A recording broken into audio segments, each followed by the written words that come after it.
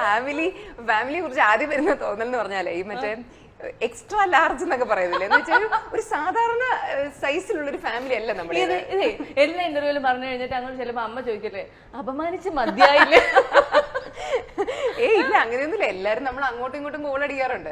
ഫാമിലിയെ കുറിച്ചുള്ള ആദ്യത്തെ തോന്നൽ എന്ന് പറഞ്ഞാൽ നമ്മളൊരു ജില്ലയാണ്. നമ്മൾ ജസ്റ്റ് ഒരു കുടുംബമല്ല, നമ്മളൊരു ജില്ലയാണ്.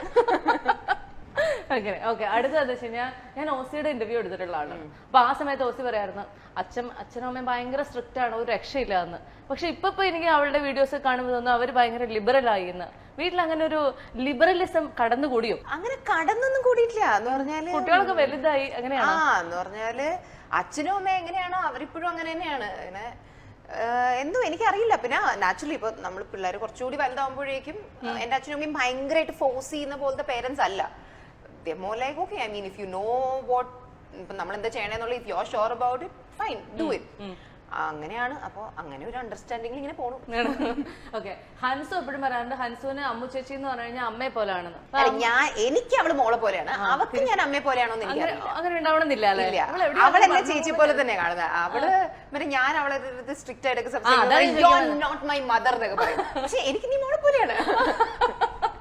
അത് ഏതൊക്കെ കാര്യങ്ങളിലാണ് അവ ചേച്ചി അനിയത്തിയെ റെസ്ട്രിക്ട് ചെയ്യുന്നത്? ഞാന് റെസ്ട്രിക്ട് ചെയ്യുന്നത് കുറവാണ് കേട്ടോ. ഞാൻ അങ്ങനെ ഓവറായിട്ട് അങ്ങനെ റെസ്ട്രിക്ട് ചെയ്യുന്ന ഒരാളൊന്നുമല്ല. ഞാൻ അവളുടെ അവൾക്ക് മുടി വെട്ടണം എന്നൊക്കെ പറയാറുണ്ട്. അതായത് അവൾക്ക് ഈ കൊറിയൻ ഡ്രാമയും ഇതൊക്കെ ഭയങ്കര ഇഷ്ടമാണ്. കൊറിയയില് അവരുടെയൊക്കെ ഹെയർ ഭയങ്കര മറ്റേ ഇങ്ങനത്തെ സ്ട്രെയിറ്റ് ഹെയർ അല്ലേ.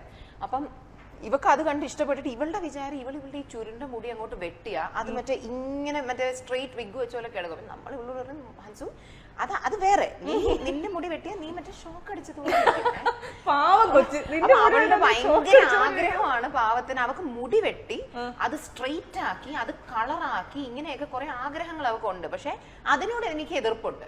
കാരണം എനിക്ക് അവളുടെ ചുരുണ്ട മുടി ഭയങ്കര ഇഷ്ടമാണ്. അത് ഭയങ്കര ഒരു ഇൻഡിവിജ്വാലിറ്റി ഉള്ള ഭയങ്കര മറ്റേ മുന്തിരിക്കൊല പോലെ കാച്ച് കൊലച്ച് കിടക്കുന്ന മുടിയാണെന്ന് എനിക്കും അമ്മയ്ക്കും തോന്നാറുണ്ട്. അവൾ എപ്പോഴും പറയാം അവൾക്ക് മുടി വെട്ടണം മുടി വെട്ടണം മുടി വെട്ടണം.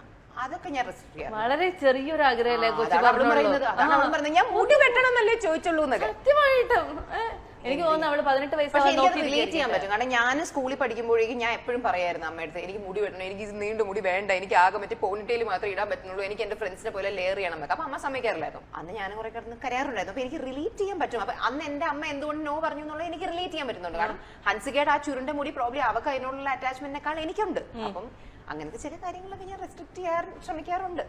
അതായത് അഹാന എപ്പോഴും അഹാനയുടെ വീട്ടിലെ ഏറ്റവും കൂടുതൽ കെയർ ചെയ്യുന്ന ആരെയാന്ന് ചോദിച്ചു കഴിഞ്ഞാല് ഹൻസുവിനേക്കാൾ കൂടുതൽ അമ്മേനെയാണെന്ന് എനിക്ക് എപ്പോഴും ഫീൽ ചെയ്യാറുണ്ട്. അത് ഭയങ്കര